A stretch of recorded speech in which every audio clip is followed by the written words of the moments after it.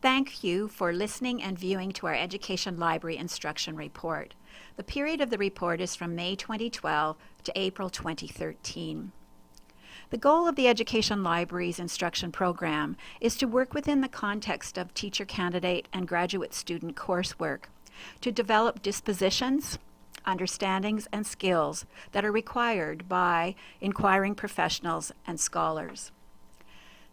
We hope to develop dispositions such as open-mindedness, persistence, curiosity, flexibility, abilities that involve critical thinking, synthesis, and presentation, and skills that are involved in using a wide range of technologies, a wide range of libraries, and specialized databases. In order for this program to occur, participation by students is essential, and collaborative planning between librarians and faculty make it work. Within the teacher education program, our library instruction begins with LLED 350 and LLED 360. These courses are for elementary and secondary teacher candidates, and the focus is upon discourses for literacy. Library literacy is one such discourse. Within Educational Studies 401, we begin to work on one of the standards for educators in BC, and that is to engage in career-long learning by having the ability to find current professional journal literature in education to inform one's practice, and also to critically evaluate policy information in education. Participation by department in our library instruction program is primarily supported by the Department of Language and Literacy Education, as well as that of the Department of Educational Studies. We do, however, work within the Education Inquiry course, as well as within Curriculum and Pedagogy courses. Within the Inquiry seminar, we've had the chance to conference with teacher candidates using an inquiry project template. This template is designed to assist students in planning for their inquiry research. This past year, we conducted practica observations by shadowing with 6 faculty advisors to visit 17 elementary teacher candidates and 12 secondary teacher candidates during their extended practicum within 4 school districts. What became clear is that teacher candidates need to successfully be connected to the learning resources within their schools, as well as the learning resources and technologies available through their district resource services. September 25th, we conducted a CREATE seminar that focused on the library's role in educating new teachers. This seminar was planned in collaboration with the Wawa Library, the First Nations Library. Each year, we conduct special events as part of the teacher education program. One of those events is called Celebrate Science, and together with the Children's Writers and Illustrators of British Columbia, we focus on developing awareness of science books that are written for kids and teens. We connect to UBC scientists, and this year, Dr. David Close, Director of Aboriginal Fisheries Research Unit at UBC, was our keynote speaker. The event is hosted by the Beatty Biodiversity Museum. Annually, we hold a School Library Day Symposia. This is planned in collaboration with the UBC iSchool. This year, a panel presentation where Deborah Martell, Associate Director of First Nations House of Learning, and Alison Taylor McBride, Adjunct Professor of the UBC iSchool, discussed ways of engaging youth with Indigenous materials. We also support faculty and university-wide themes and events, such as Celebrate Learning Week and Celebrate Research.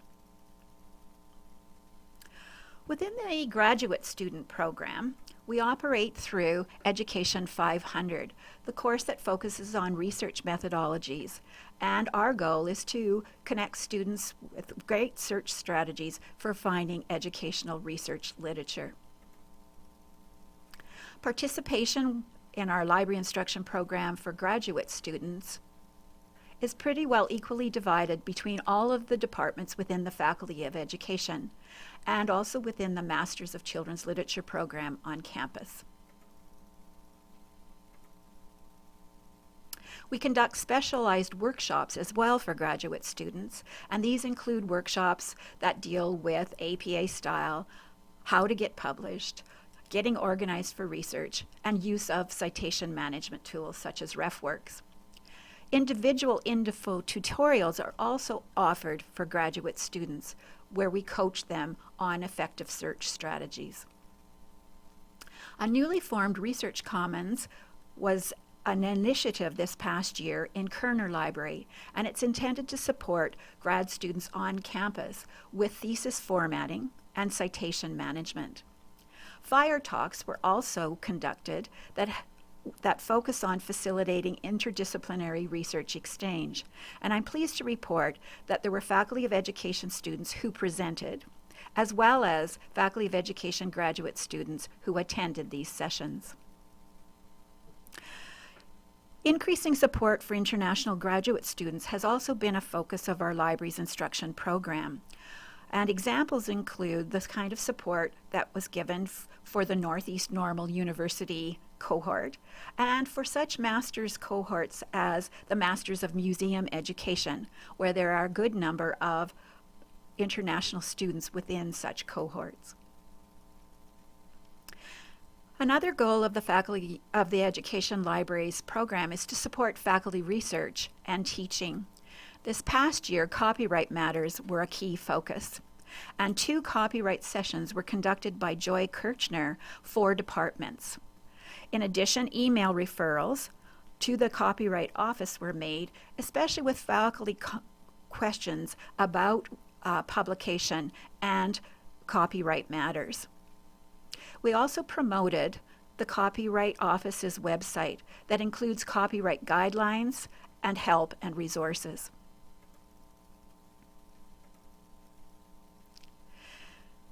The UBC Institutional Repository, called Circle, is the place where theses and dissertations are deposited.